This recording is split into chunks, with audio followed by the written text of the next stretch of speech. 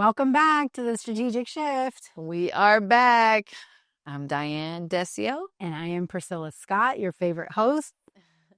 I know. We're up to some really great stuff. Yeah, we have been. It's definitely been interesting just doing the podcast, watching it grow. It's picked up some momentum and we're excited. I mean, I feel like each time we're going to get better and better and just, offer more to our viewers. So please like, follow, save, subscribe, share, yes. all the things. Yeah. So it's actually great though, because I remember the very first episode that we recorded. You're like, I hate watching myself. I don't want to watch it. Girl, when we go sweater I was wearing, I was. It's funny that you remember what you were wearing. I don't remember what I was wearing. Yes. Somebody said it looked like you were itching your crotch. I'm like, oh, great. Yeah. But no, I try not to watch it, but I feel like the more we do it, the better it will get. So, and today we're going to be talking about self-care, self-love, how important that is, to, take care of yourself and do the maintenance on yourself, because you do need maintenance. You do need maintenance. And a lot of it is like soul maintenance, right? Like a lot of, especially a lot of the things that we've been studying lately, a lot of it has to do with like caring for your inside. Yes. And then, so that's why I'm in the business that I'm in, is because I like to help people feel better about themselves, whether it's their skin, their body. Like I try to, uplift people and give them the results that they're looking for as much as I can, and then when they do come in, I do connect with a lot of my clients, and a lot of them, they're going through some things or they have some events coming up and they want to make themselves feel better, so and what I say is it doesn't take a lot of money, because it can be pricey, but it can also do things that aren't pricey that will make yourself feel better. Right. But I get a lot of clients that come in and they get these treatments and they think like it's going to stop their aging. Like it's just going to fix all their problems. I'm a plastic surgeon and I'm not, I can only do so much. Like you have to do your part and I do the maintenance, but it is very important that you take care of yourself, because people do not realize, you spend money on washing your car, you take the time to clean your home, you take the time to take care of everything around you. But then when it comes to you, you fall short, or you don't have the money, or you think of excuses on why you can't do the things that you need to do to make yourself feel better. Have you always been good at self-care? No. And I'm not talking about the things you do for other people. I'm talking about yourself. Absolutely not. When do you think that shifted for you? Well, my mother died when I was young, when I was an early age, and my father obviously did not know how to take care of me. So I had to learn how to take care of myself at a very early age. And we'll say I was not good at it. I did not know how to do my hair. I didn't know how to dress. I didn't know how the things that women have to do. Like nobody taught me that. So I kind of had to figure that out on my own, but I had to start early. I did have to learn how to do my hair. I did have to kind of learn how to dress so I could fit in somewhat. But I did. I started taking pride in that. Even though I was a tomboy and rough around the edges, I still liked to feel pretty or to feel good about myself. So I did start at an early age, but I was a late bloomer because nobody taught me. I didn't become really into myself as a woman till I would say my 20s, mid-20s, going on to 30s, where I was like, oh my God, I am actually a cute woman. Like, I wasn't really, I didn't know how to do that. I didn't learn that until I got divorced. So you were way ahead of me in life. Yeah. But and I grew up in a pretty traditional house, Yeah.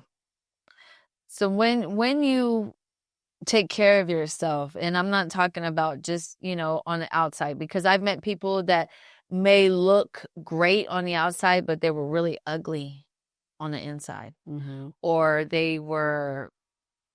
their insides didn't match their outside. Let's put it that way. Yes. I've met some of those too.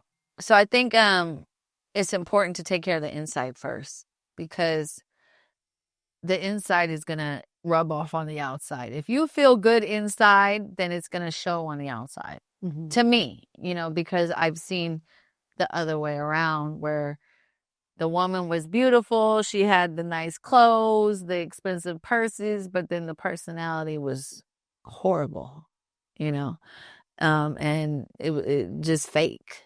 So I think personally, it's very important to fix what's on the inside first, and then that will help you be a better person on the outside. What do you think?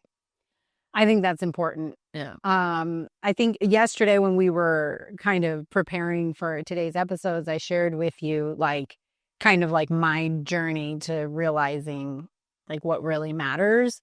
And I used to weigh 460 pounds. Girl, and like I said, I'm amazed. Yeah. Yeah. And it was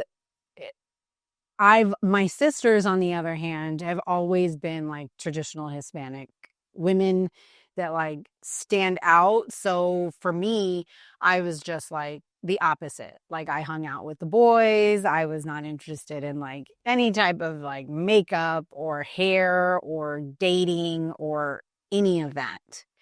And when I lost all that weight, I met my now ex-husband not that long after. And I think I had really low self-esteem. I had really, really, really low self-esteem. And there were so many life experiences that helped shape me, finding God, controlling myself, controlling my energy, understanding the power within, being responsible and accountable, not just for the good things in your life, but the things that maybe attract some of the negative energy. It took therapy. It took a lot for me to kind of wake up and realize okay, this is not the life that you want. Right. And then, fast forward 18 years later was when I really came to this realization of okay, I am cute. I am a woman. How old were you when you came to that? Okay, yeah, I feel good. When I came to that, I feel good. Oof. 35-ish. Yes. Some people never feel good. So that's great that you actually really did do something about it, because a lot of people, they don't know how to be happy. It's just maybe their upbringing or something really bad happened, and they just cannot find happiness. And I know a few people like that. They're great people, very honest people, but they just don't know how to be happy. And what would you suggest to somebody that is trying to find happiness? What advice would you give them to actually, feel that, to find that within themselves? What did you have to do besides, God is definitely number one, most important to me, for sure, that higher power. But what steps did you do to start, being able to find that happiness? One, most importantly, is to look within. Yeah. You're never going to find happiness in somebody else and something else and material things. You have to be willing to let go of everything and say, okay, I'm going to be broke, living under a bridge, whatever, but I'm going to be happy.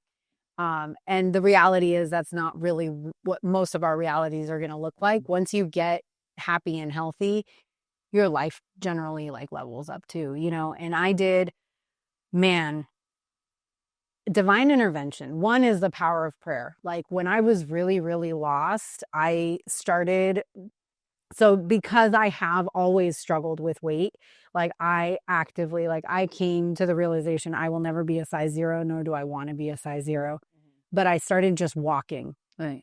And I started working with a nutritionist because I was like, look, I'm Hispanic and Black. I eat rice, I eat beans, I eat fried foods. And if you tell me to eat cauliflower rice, it ain't going to happen. Right. Like, but I need to be healthy. Right.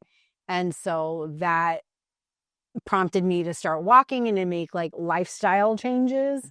And then I also did like a lot of self-help courses. Like I did a specific program that's all about, it's experiential learning, all about identifying like your triggers and like your deep, deep, hardcore inside traumas and working through them. And that is really, really painful to like relive the hardest and the scariest moments of your life.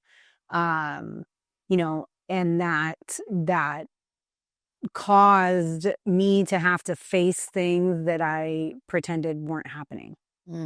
And while that was painful in the moment, it came to that to realize I was allowing, because my self-esteem was so low, because inside like I was half dead, I was allowing people to treat me ways that weren't fair to me. Right. And I was reinforcing those behaviors in those people. So at the end of the day, the situations that I went through, like I hold no resentment because by me allowing it, like I was encouraging them to continue to treat me that way. As I started to become stronger in who I was and build up my self-esteem, I lost a lot of relationships, but I found some really beautiful ones too. I remember when I was at my heaviest, like the full 460, an old boss of mine who I made her life hell. She was like, "Oh, Priscilla, you want to walk with me?" And I was like, "I really don't like you, but I kind of feel like I can't say no." And so her and I started walking together. And then one day she invited me to the gym. Oh, wow. So that's what did it. And yes, but actually, and I told this to another friend, it was probably also one of the most embarrassing moments of my life. Me and all 460 pounds of me fell off of an elliptical, like timber. And I was like, oh my gosh. And Susan, shout out to Susan Ludden, best human I know. She just like helped me get back up, and she's like, okay, we'll just do 2 minutes a day. And I was like, 2 freaking minutes? Like, what is this going to do? And then just over time, I found people who maybe they didn't give me anything, but just being there with me. And like that in itself, like that support of like, hey, I don't have anything to offer you. I don't know what to say. I don't know what you're going through, but here I am. And so I realized like I wanted to be that type of person for somebody else. And I had so many of those moments throughout my life that I'm like, okay, like, first of all, I want to say that girl, that is amazing. That is such a huge accomplishment to not only lose the weight, but to keep it off. You know what I mean? And to find yourself, because a lot of people, again, they just don't know how to be happy. And that's really you're a success story, you know, and you didn't have to, you know, I mean, how long did it take you? What, a year, right? Yeah, so I had gastric bypass before it was a thing. Right. So 18 years ago. Yeah. And so 18 years, and you've been able to just keep it off and continue to be living a better life. So that's amazing. Because people, like I said, some people, like, they'll think of a reason. And I'm not going to say who, but I do have a friend who has an issue with weight, and you know, she's gotten surgery, and you know, it just ended up, she just went right back to it, you know, and then she got surgery again and it went right back to it, you know, so she wasn't able to break that cycle. So for you to be able to do that really takes a lot. And I got to a point where I just, once I started valuing myself, I was like, I don't want to live like this. Right. Yeah. Like, I can't live like this. And some of what I thought were the hardest moments in my life, they were like stepping stones to get me to the person I got to be in the next stage of my life. Right. So I was never athletic. I mean, I played around. I was, played with kids and all that, but I wasn't athletic. I didn't play sports in high school or middle school. I just would play, you know what I mean? But I was never into sports. It wasn't until I had moved from California to Atlanta and I had had a foot operation to where I had gained some weight. And I remember that I was going to be going back to California and I wanted to look good. So I went to the gym for the first time. And I remember trying to run around the track one time, girl, and my heart felt like it was going to come out of my chest. And I was literally like, I couldn't believe how out of shape I was. I was like ashamed. Like, how could I be this young in my 20s and I can't even run around this track one time? It wasn't even a whole like quarter mile. It was like a quarter of a mile. And I literally couldn't do it. And then I remember, again, slowly, I would do the 1 lap and then I would go for the 2 and then I went for the 3 and then I got a trainer, and I was able to build up my stamina to where I could run 3 miles, before a full workout. And then I would do kickboxing and then I, went to swimming. I mean, I was probably in the best shape. It took me a couple years to get like that, and when I came back to California, the girls were like, what the hell? Because I was skinny. I had no muscle before I left. And then I come back and I'm like, I was in Good shape. good shape. Yeah. So, and I just remember that feeling of just being content, that I just was happy. I felt good, not only health wise, but I felt stronger. I just felt my mind was more focused. I mean, it did a lot for me, and I believe I had lost my grandmother around the same time, which I was really close to. And I kind of threw my hurt and, all my feelings into working out. And I was able to build myself up again. And I just know how good, like after that, I just became a workout junkie. I was always trying to work out. I would work out like 5-6 days a week. I was like, in the best condition, but then it was hard to keep up. I couldn't keep up that type of workout because I didn't have the time. So of course, you fall down, you go up, and then you get back in the gym and you're like, dang, man, I'm starting all over. Like, man, I mean, don't you feel like that? But me personally, what it does for me is it it not only helps with endorphins, but I mean, it's a huge stress reliever. I mean, I've had my heart broken a couple times where I was like really hurt, and I threw myself into the gym and making myself feel better, and it actually helps. You know what I mean? Instead of moping like, oh my God, why like I literally put myself into the gym and when I was running, I would think of the pain and the hurt that I was feeling and it would help me. Like, so I try to get in the gym, but like I said, it's very hard when you're working, when you're doing stuff. You think of all these excuses of why you can't. Oh, I'm running late. Oh, I don't feel like it. Oh, it's hard. And that's when I started working with Gabby. She's my nutritionist. That's what I had told her is I was like, my whole life I've done my parents were like, because I was the only one who was heavy. My brothers are, pro athletes. My sisters have always been like traditional curvy Hispanic women.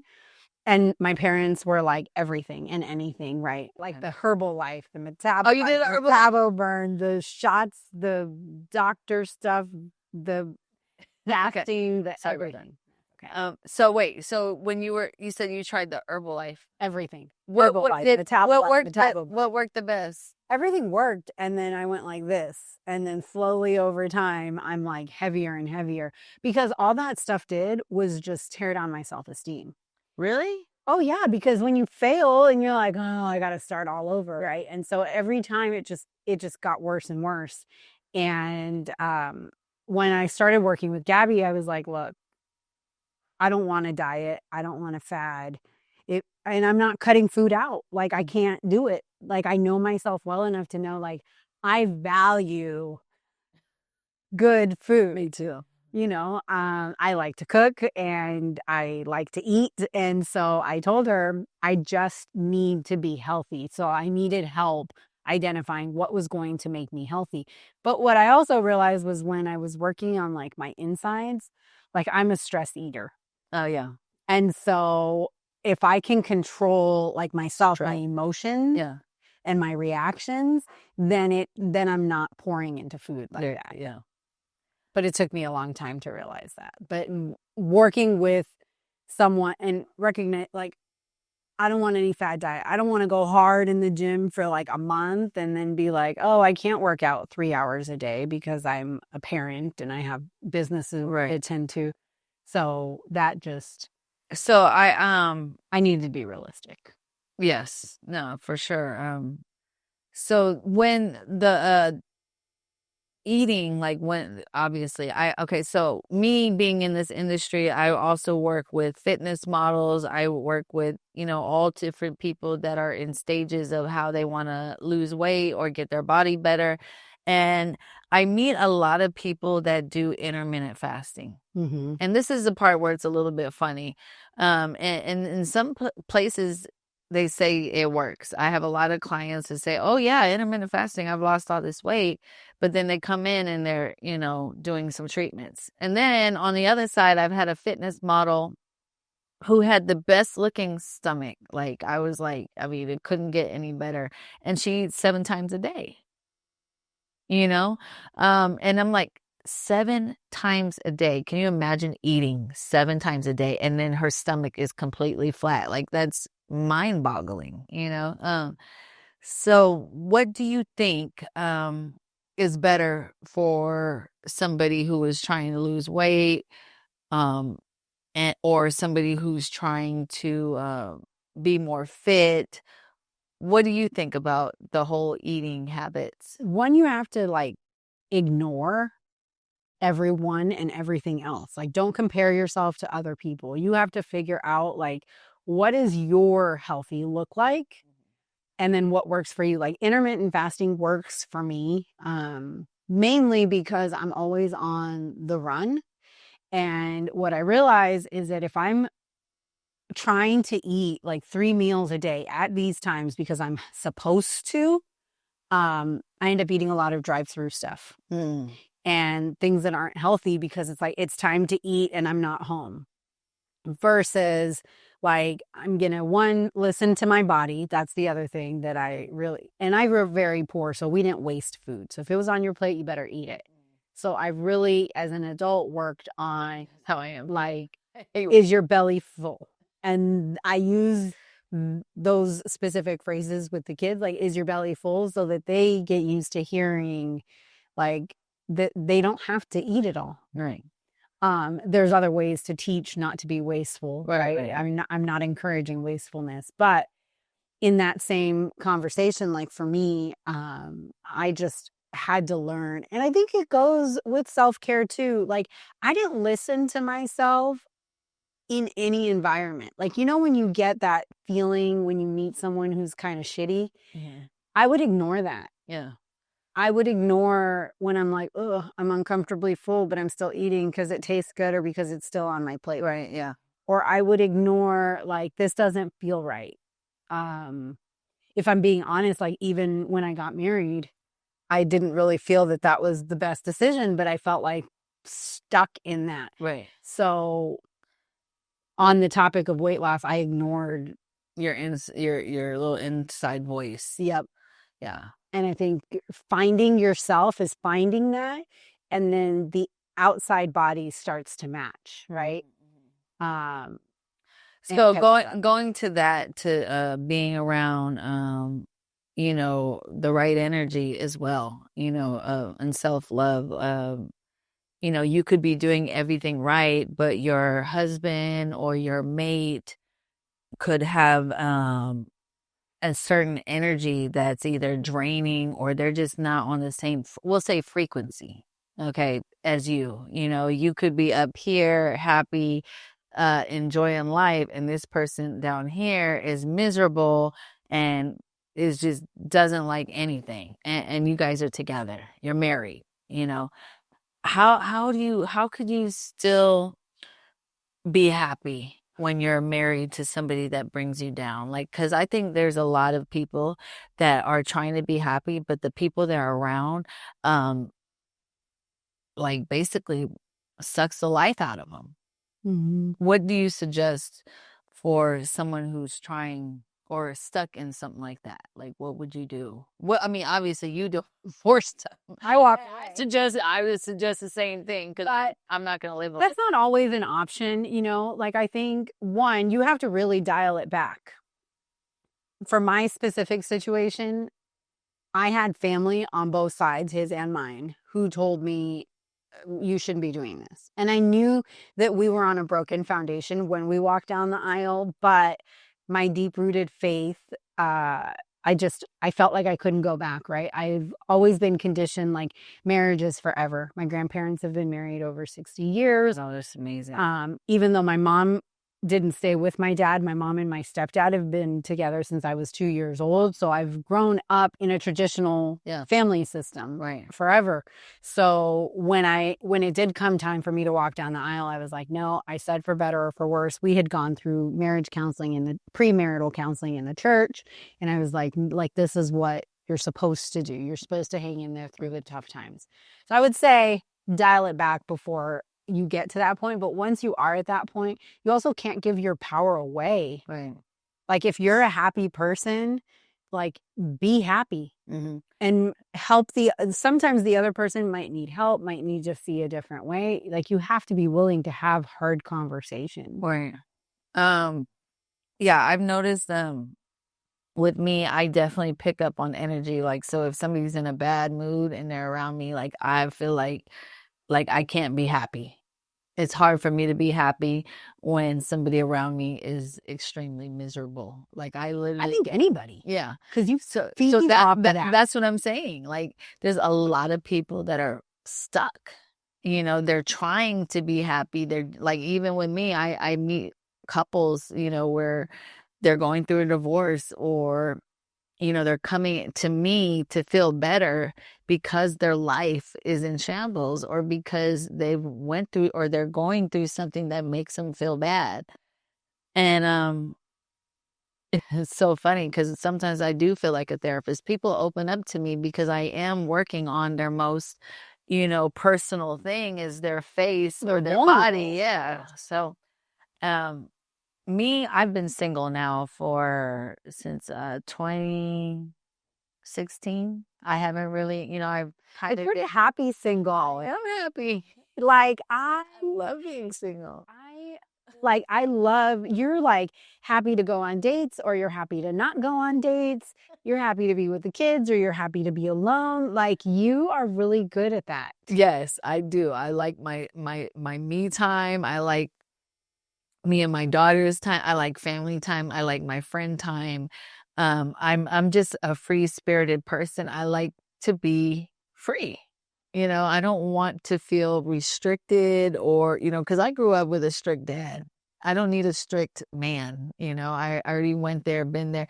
I mean, if I didn't let my father be strict on me, why would I let a man that didn't even like bring me into this world be strict with me? I just can't do it. It's just not in me to do that. But yes, again, like, I've been around people where their energy, like, I get energy from them. Like, wow, look, I love this. I like their personality. Like you, I get energy from you. I don't feel drained. I don't feel sad. Like, I have another girlfriend, like, we've been friends for over 27 years. And, or, yeah, no, like about 20, 20-some years. And girl, every time I talk to her, she drains me. She makes me depressed. I mean, I'm so frustrated with her because she just can't get it together. But she has a good heart and is very honest, brutally honest. And because of that, I care about the girl and I love her, but I can't be around her. I can't talk to her for a long amount of time because of her energy. So I have to, in doses, keep it a very minimum.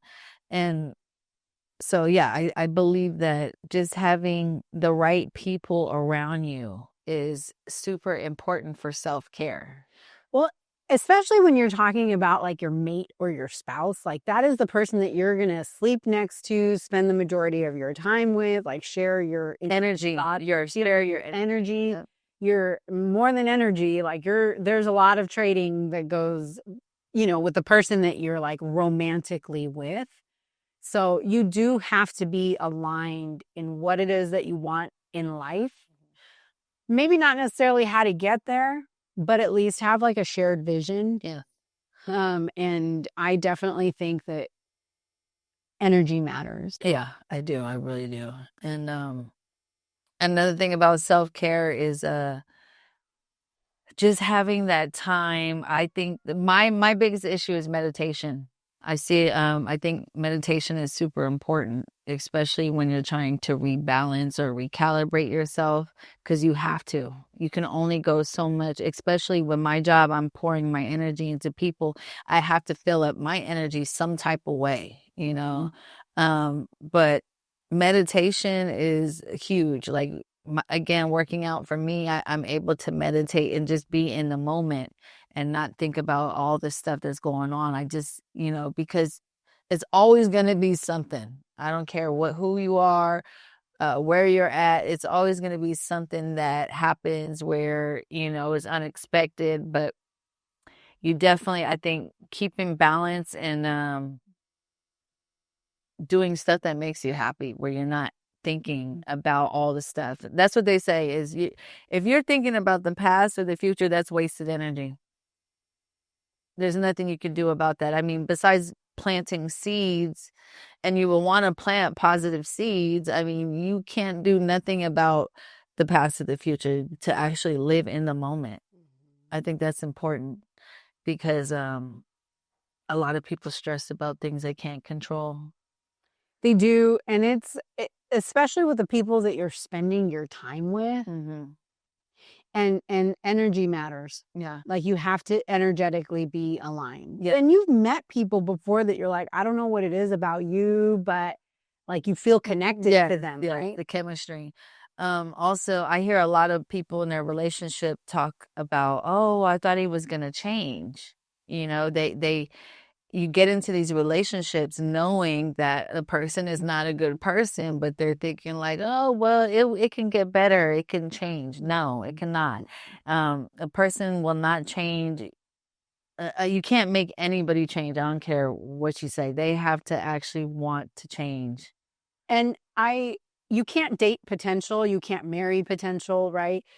But the one thing that I will say, the very valuable thing that I will say is you can meet someone who's down and out, but if they see their potential and they're trying to get to their potential, you can love them for who they are and who they want to become and who they are willing to become. Yeah. But you can't love someone to wanting to be different. If they don't want it for themselves, like you're in it for the wrong reason. Right. The only person you can control is you. And like I said, just be, and this is what I tell my daughter every day. The reason why we're here is to be the best us that we can be. Like, that's my goal. That's why I'm always trying to be a positive person and happy with the things that I have. Of course, I want to grow, but I'm very grateful and thankful for everything, so I think that just having that is important, is just being grateful and thankful and be the best person you could be without hurting anybody. That's the main thing. And you know what? If you fix the inside, the outside will come together. The outside will come together, whether it's physical, whether it's financial, whether it's your environment. If you fix whatever you need to fix on the inside, everything else catches up. Yes, I do believe that.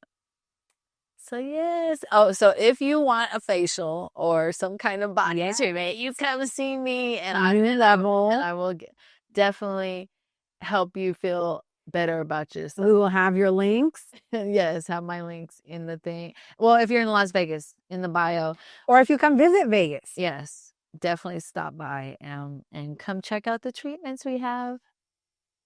Right. But other than that, till next time. Till next time, this is the Strategic Shift with Priscilla Scott and Diane. Yeah.